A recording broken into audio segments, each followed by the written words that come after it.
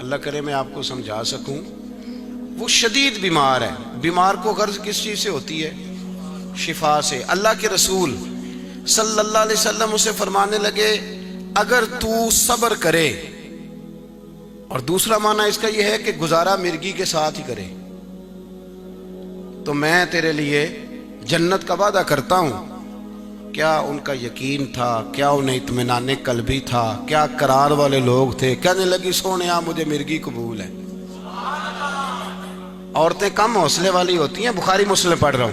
یا رسول اللہ مجھے مرگی قبول ہے، آپ میرے لیے دعا کر دے رب مجھے جنت عطا کر دے. مجھے مرگی، میں بتا چکا ہوں کہ انسان کوئی نارمل لائف نہیں گزار پاتا، لیکن اس نے کہا مجھے قبول ہے، میں بیمار رہ لوں گی. کرنے لگی حضور بس ایک دعا کر دیں کہ جب مجھے مرگی ہوتی ہے تو میرے وجود کے بعد حصوں سے کپڑا ہٹتا ہے تو میری ستر کئی دفعہ قائم نہیں رہتی، تو یا رسول اللہ یہ دعا کر دے میرا کپڑا قائم رہے. حضور نے دعا کر دی. صحابیات کہتی ہیں کہ شدید مرگی بھی ہوتی تھی پر اس کا دوپٹہ بھی نہیں سرکا کرتا تھا، ہر چیز قائم. اب جو اعزاز ملا نا، جو اطمینان قلبی ملا، جو دولت سکون ملی، جو راحت ملی انہیں، وہ اللہ رسول کے وعدے پہ ملی. حضرت انس بن مالک کہتے ہیں کوئی نیا مسلمان ہونے والا آ کے ہم سے پوچھتا تھا نا کہ کوئی جنتی دکھاؤ، تو آپ فرماتے ہم جا کے اس بوڑھی اماں کے دروازے پہ دستک دیتے تھے. وہ باہر نکلتی تھی، کہتی تھی خیر ہے. تو ہم نے کہا اماں یہ بندہ کہہ رہا تھا جنتی دیکھنا ہے. تو آپ کو تو حضور نے جنتی کہا ہے نا، تو ہم جنتی دکھانے کے لیے لائے ہیں.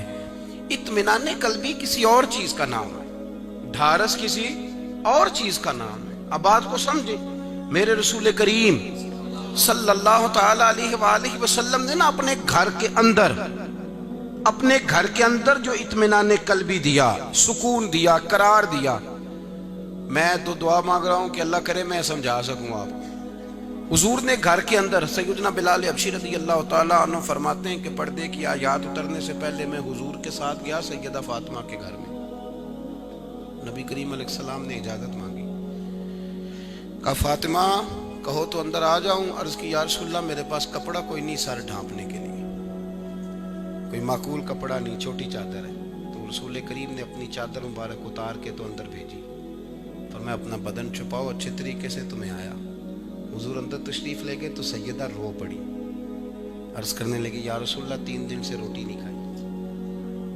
حضور میرے پاس کوئی ایسا موٹا کپڑا نہیں جس سے میں آپ کے آنے پر سر کو چھپا لیتی.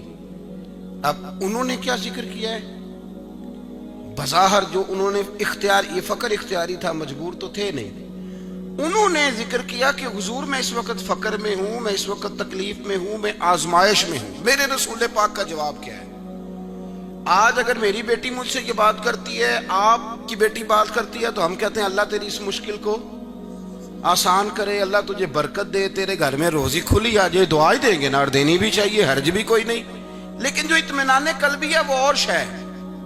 میرے رسول کریم صلی اللہ تعالی علیہ وسلم نے فرمایا فاطمہ تم اس بات پہ راضی نہیں کہ قیامت کے دن تم ساری جنتی عورتوں کی سردار بن جاؤ؟ اس بات پہ راضی نہیں کہ تم جنتی عورتوں کی؟ تو جناب بلال حبشی کہتے ہیں بی بی صاحبہ تو اٹھ کے بیٹھ گئی، تھوڑی قریب ہو گئی، طبیعت اشاش بشاش ہو گئی، تو فٹافٹ پوچھنے لگی حضور بھی حضرت مریم کا کیا بنے گا؟ یعنی وہ ان کو بھول گئی غربت، انہیں فاقہ بھول گیا. کپڑا میرے پاس نہیں، وہ چیز ختم ہو گئی. یا رسول اللہ وہ جناب مریم سلام اللہ علیہا کا کیا بنے گا جو حضرت عیسیٰ کی والدہ ہیں؟ تو حضور فرمانے لگے وہ تو اپنے دور کی عورتوں کی سردار تھی نا، تم تو ساری کائنات کی عورتوں کی سردار ہو، پوری دھرتی کی. سیدنا بلال کہتے ہیں پھر میں نے بی بی صاحبہ کو ہنستے بھی دیکھا، ان کی آنکھوں پہ روشنی. یہ اطمینان قلبی ہے، یہ قرار ہے، یہ سکون کی دولت، یہ اطمینان ہے. میرے عزیز وہ جو خاص سکینہ ہمیں چاہیے نا، ہمیں اس کی ضرورت ہے.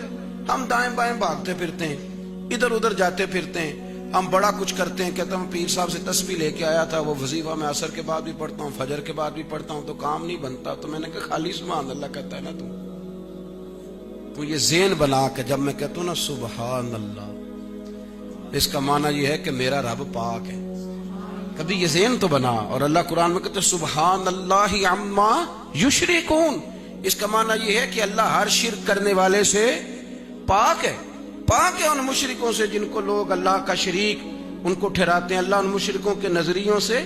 جب تو کہتا نا الحمدللہ، تو غور تو کر، تو نے کیا کہا؟ تو نے کہا میں نہیں کروں گا کسی جھوٹے کی تعریف، مجھ سے نہیں کسی کی بھی خوشامد ہوتی، اس لیے کہ ساری تعریفیں تو اللہ کے لیے۔ تو ہم جب غور نہیں کرتے تو اطمینان بھی نصیب نہیں ہوتا۔ خالی دیکھیں نا لفظ، وہ میرے صاحب رحمۃ اللہ علیہ فرمایا کرتے تھے خالی لفظ نہ رٹنا، خالی لفظوں سے بندہ عالم اور صوفی نہیں ہوتا، لفظ تو طوطے کو بھی رٹا دیں تو وہ بھی بولنے لگ جاتا ہے۔ تو طوطے تھوڑی بننا ہے، ہمیں تو عامل بننا ہے۔ میرے عزیز بات کو سمجھیے گا، رسول کریم صلی اللہ علیہ وسلم نا اطمینان قلبی کی دولت اس طرح دیتے کہ ہمیں نا، میں اکثر یہ روتا ہوں، میں کہتا ہوں لوگ آتے ہیں نا کہتے ہیں حضرت صاحب گھر میں نا آواز آتی ہے، خوف آتا ہے، پریشانی ہے، جن ہے سے پہلے تو اتنے ہیں نہیں جتنے لوگوں کو آ گئے، اتنے جن ہیں نہیں گھروں میں جتنے کہ آج لوگوں کو۔ اور ناراض نہ ہونا، نوجوان طبقہ بالخصوص جس کا کام کرنے کو دل نہیں کرتا اسے کالا جاتا، اور پھر جس کا اور نہیں دل کرتا اس کو ایک بیماری لگ جاتی ہے جس کو کہتے ہیں بور ہونا۔ تو میں آج کل بور بڑا ہو رہا ہوں، تو میں کہتا ہوں اتنا وقت کہاں سے لائے ہو بور ہونے کا؟ بور تو ویلے بندے ہوتے ہیں، جو کام نہیں تھا تو بور ہونے لگے، تو جو سویرے اٹھا کام، دوپہر کو کام، شام کو کام، زمین کے اوپر کام اور نیچے جا کے آرام، وہ کہاں بور ہوں گے؟ بور تو ویلے بندے ہوتے ہیں بھائی، یا وہ بندے فارغ ہوتے ہیں تو سارا دن کبھی کوئی ویڈیو دیکھی تو کبھی کوئی تماشا۔ ان چکروں سے باہر آ جائیں، آپ کبھی بور نہیں ہوں گے، آپ کو کوئی تکلیف نہیں ہوگی۔ رسول کائنات صلی اللہ علیہ وسلم لوگوں کو اطمینان کی دولت دیتے۔ دیکھیں نا جی، جن آ گیا، سیب آ گیا، موٹی بات کر دی میرے نبی پاک نے، توجہ ہے میری بات پر؟ میں ایک دفعہ پھر غور کریں، کیا عرض کرنے لگا۔ حضور نے ایک ہی بات کی، فرمایا تم گھر میں سورۃ بقرہ پڑھو، فرمایا جن کیا شیطان بھی دوڑ جائے گا تمہارے گھر سے۔ سچی بات بتانا، دل پہ ہاتھ رکھ کے کہ یہ وہ تعویذ ہے جو نبی پاک نے دی ہے، حضور کے دیے ہوئے تعویذ سے، نبی پاک کے دیے ہوئے تعویذ سے، یعنی رسول پاک تعویذ دیں اور یہ ہو سکتا ہے کہ فائدہ نہ ہو، تو میں مانتا ہی نہیں۔ آپ جتنے مرضی تعویذ کرا کے لائیں، آپ سورۃ بقرہ پڑھیں، جن رہ ہی نہیں سکتا، ہو ہی نہیں سکتا جن گھر میں آئے۔ آپ پڑھتے ہی نہیں، ہم وہ پڑھنی پڑتی ہے، وضو کرنا پڑتا ہے ٹھنڈ میں، بڑا مشکل مرحلہ ہے۔ میرے عزیز تھوڑا نا اطمینان پیدا کرنے کا ماحول تو بنائے نا، آپ ذوق تو پیدا کرنا۔ یہ کیسے ہو سکتا ہے کہ حضور نے فرمایا، دیکھیں نا عام آدمی کی بات بدلتی ہے، نبی پاک کی بات بدلا نہیں کرتی، جو کہہ دیا سو۔ اب ڈاکٹر کے پاس جائیں دوائی لینے، تو جا کے آپ نے کہا ڈاکٹر صاحب مجھے بلڈ پریشر ہے، کمر درد ہے، وہ پہلے تو خیر ڈاکٹر ہی ہمارے بڑے سیانے ہیں، وہ پہلے ہی ساری چیزیں پوچھ لیتے ہیں اور ہر چیز کی وہ الگ گولی دیتے ہیں۔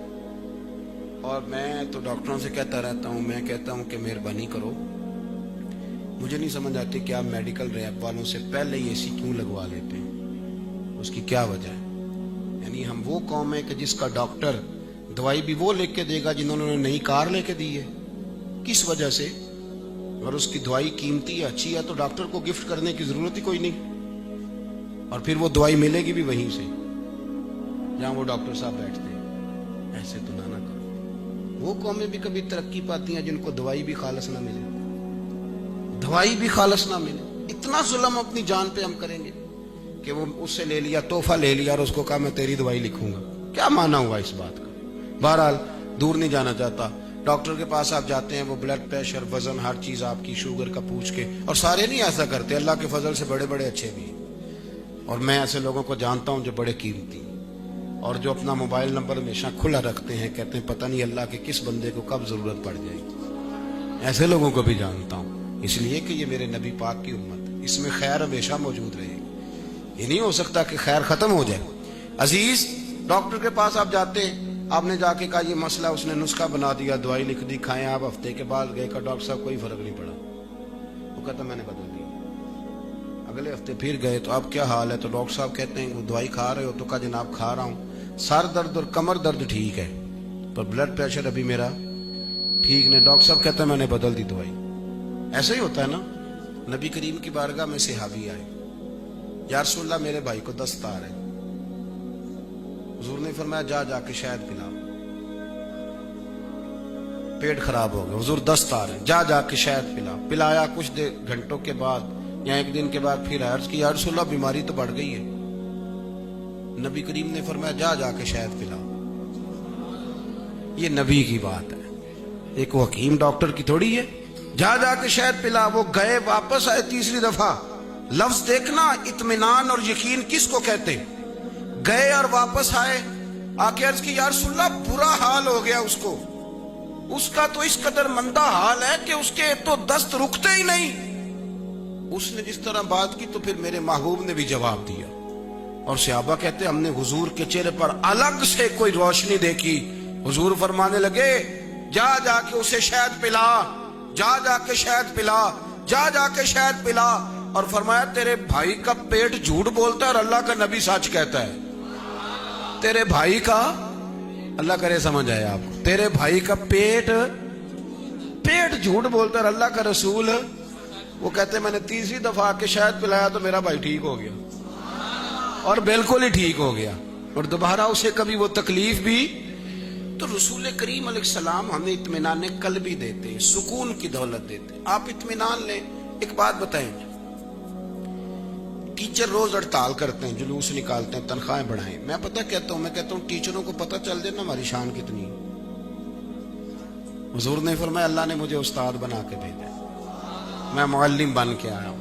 اگر تجھے پتہ چل جائے نا تیری عظمت کیا ہے تو پلے سے پیسے دے کے پڑھایا کرے، پر تو اصل میں چکر اور میں پڑ گیا۔ ہم اپنے آپ کو اطمینان دینا، تھوڑی اپنی تعریف کر لوں میں آپ کے سامنے، رہن دینے تسی بولے ہی نہیں تھے۔ نہیں مجھے میں پوچھے ہی تاں سی کہ میں نے پتا ہے تو رٹا بن جاتا ہے بڑی باری، رہنے دیتے ہیں، کوئی اور بات کرتے ہیں جی، مجھے پتا اچھا کر لوں جی، چلیں کر لیتے۔ یہ بہت بڑا مسئلہ ہے نا جی، تعریف کر کے پھر آپ جا نہیں نہ سکتے کسی طرح، تو قوم پھر اس کے اپنے اپنے حساب سے ترجمے کرتی ہے۔ میری بات کی سمجھ آ رہی ہے؟ اپنے اپنے حساب سے نا اس کا ترجمہ کرتی ہے، تو اس لیے پہلے پوچھ لینا اچھا ہوتا ہے، اس لیے میں پوچھ رہا ہوں۔ ہم لوگ جو ہوتے ہیں نا، ہمیں تھوڑی تھوڑی کبھی کبھی مشقت بھی کرنی پڑتی ہے۔ پیار کرنے والے ہمیں لوگ ملتے ہیں 97%، اور 3% پھر ایسے بھی مل جاتے ہیں جن کی اپنی موج ہوتی ہے، وہ مل جاتے ہیں، اور وہ بھی بڑے اچھے ہوتے ہیں۔ ہم کچھ ایسی چیزیں بتاتے ہیں جن پر ہم نظر ثانی کرتے ہیں تو ہمارا فائدہ ہوتا ہے۔ لیکن کبھی کبھی انسان ہے، تھکتے ہیں، کبھی کبھی آزمائش ہوتی ہے۔ کبھی کبھی میں اب صبح 10 بجے گھر سے نکلا تھا، اور آپ اندازہ کر لیں کہ جو آدمی 12 گھنٹے گاڑی کا سفر کرے، جائے آئے، تو پھر وہ انسان ہی ہے نا، گوشت کا بنا ہوا ہے۔ کبھی کبھی وہ تھکتا ہے، لیکن کچھ چیزیں اسے مزہ اتنی دیتی ہیں کہ وہ تھکاوٹ شکاوٹ ساری اتر جاتی ہے، وہ نا چسکا اتنا بن جاتا ہے کہ پھر وہ، میں مدینہ شریف میں حرم مسجد نبوی شریف میں حاضر تھا، حرم شریف میں، تو صفائی کرنے والے لوگ ہوتے ہیں نا، میرے پاس آ کے بیٹھ گئے، کہنے لگے فوٹو کھچا لیں۔ میں نے کہا کھچاؤ، یہ تو ڈیوٹی ہم بڑی کرتے ہیں، سارا دن کرتے ہیں، کھچاؤ، یہ تو آپ نے اجازت لے لی، ورنہ آپ تو لوگ اجازت لیتے ہی نہیں۔ چلو، ایک صاحب نے وہاں بات کر دی، مجھے تو وجد ہونے لگا، میری کیفیت بن گئی۔ یعنی کئی بہت زبردست نعت خواں کے نعت پڑھنے سے بھی کئی دفعہ نہیں بنتی، بہت زبردست آدمی آواز کہنے والا نہیں بنتی، اور کئی دفعہ کوئی بچہ تار چھیڑ کے چلا جاتا ہے، وہ چلا جاتا ہے، اور جس کی بننی ہوتی ہے اس کی بن جاتی ہے۔ اور میرا وہ کام کر گئے، انہوں نے ایک عجیب بات کی، کہنے لگا حضرت صاحب میں یہاں صفائی کرتا ہوں تو تنخواہ بلدیہ کی بڑی تھوڑی ہے، تو میرا دل تھا میں چھوڑ جاؤں۔ پھر ایک دن رات کو آپ کی تقریر سن لی، آپ نے اس میں بتایا ہے کہ ایک بی بی مسجد میں صفائی کرتی تھی، پھر وہ بیمار ہو گئی تو اللہ کے رسول دن میں 2 دفعہ تیمارداری کرنے جاتے تھے، اور پھر جب صحابہ نے بغیر حضور کو بتائے دفن کر دیا تو نبی کریم علیہ السلام نے فرمایا مجھے قبر بتاؤ اس کی، میں اس کی قبر پہ جاؤں گا، اور میں خصوصی اپنا اختیار استعمال کر کے دوبارہ جنازہ پڑھوں گا۔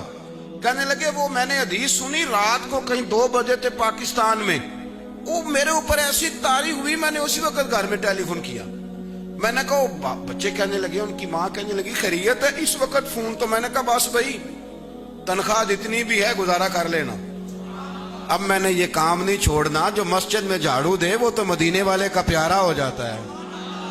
اب مجھے چونکہ چسکا آ رہا تھا، میں کہ تھوڑا جا اونچی بولتے، گنبد شریف وال منہ کر کے بول، ذرا میری گواہی تو ہو جائے کہ تھوڑا تھوڑا کرتا ہے یہ بھی کام، ذرا اونچ، اس لیے میں نے آپ سے کہا اپنی تعریف کرنے لگا۔ اب وہ ایک بندے نے وہ بات سنائی نا، تو آپ یقین کریں کہ میں چھوٹا آدمی ہوں، تو وہ عام آدمی، کوئی مطلب ایسا پڑھا لکھا نہیں، سادہ بندہ جھاڑو دیتا ہے، پر میری وہ اتنی تربیت کر گیا کہ شاید مجھے اس نے سالوں کے لیے تیار کر دیا دین کا کام کرنے، سالوں کے لیے۔ یعنی یہ اطمینان قلبی ہے، یہ سرور ہے میں کیسے کہہ دوں کہ لوگ قدر نہیں کرتے؟ مجھے تو سمجھ آ گئی اگر شہر رسول میں میری بات سنی جا رہی ہے اور اس کا اثر لیا جا رہا ہے تو پھر میں بڑا نکما نہیں شکوہ کروں کہ دین کے کام کا نفع نہیں ہوتا اور لوگ سنتے نہیں اور لوگ قدر نہیں کرتے۔ اپنے آپ کو اطمینان دیں، لائیں دروازہ رسول کے قریب، اپنے آپ کو قربت دیں، وہ ساری نعمتیں، وہ ساری عظمت دیکھیں نا۔ سیدہ خدیجہ الکبریٰ ملکہ تھی مکے کی، فرماتی ہے 20 کنیزیں میرے پاس کام کرنے والی ہوتی، لاکھوں دینار پڑے رہتے تھے۔ پتہ چل گیا حضور کی بارگاہ میں آئی تو پتہ چلا محبوب کو غریبی پسند ہے۔ اطمینان قلبی نصیب ہو جاتا ہے نا بندے کو، تو وہ سمجھتا ہے کہ نہیں جس حال میں محبوب رکھے وہی حال اچھا ہے۔ تو ساری کنیزیں بھی تقسیم ہو گئیں، آزاد کر دی گئیں، مال بٹ گیا۔ وہ بی بی جو ملکہ بن کے وقت گزارتی تھی، پھر کپڑوں پہ 10 پیوند بھی لگے، پھر چولہے میں آگ بھی جلائی، پھر روٹی بھی پکائی، پھر اور اس میں ایک دن کا بھی کوئی شکوہ شامل ہے، اور وہ ساری آزمائشیں بھی دیکھیں جو نبی کریم پر گزرتی تھیں، وہ سارے رنگ بھی دیکھے۔ لیکن چونکہ اب اطمینان قلبی نصیب ہے، اب سکون نصیب ہے کہ جہاں میں ہوں وہاں کوئی بھی نہیں، ہم اہل مودت ہیں سائیں، ہر روز بشارت ہوتی ہے، ہر شام مدینے جاتے ہیں، ہر روز زیارت ہوتی ہے۔